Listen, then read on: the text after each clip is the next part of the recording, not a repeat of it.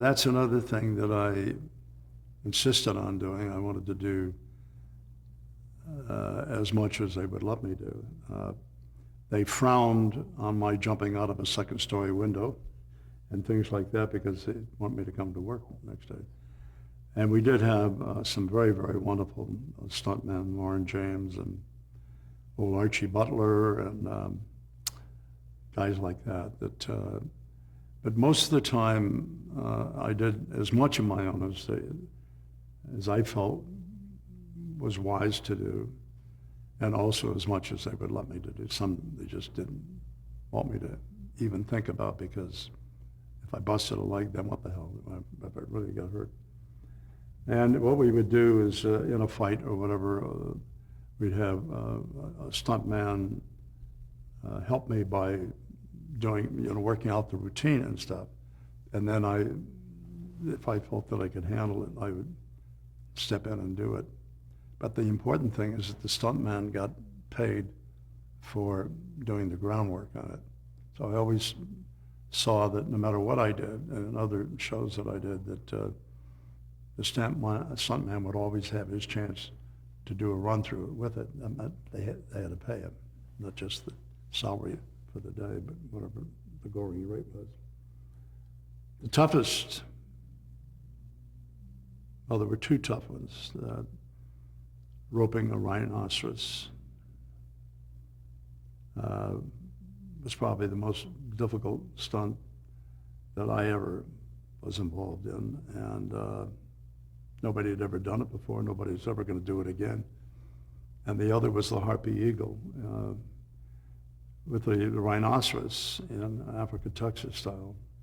They also call it cowboy in Africa.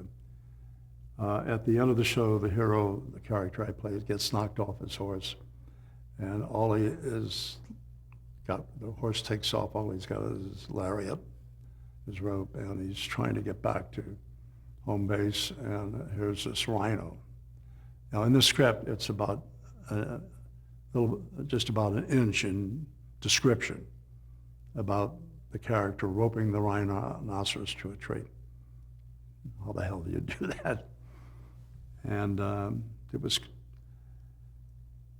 Mickey Gilbert, who was the stuntman on the show, and nobody had ever done this before. So the first thing we did was to,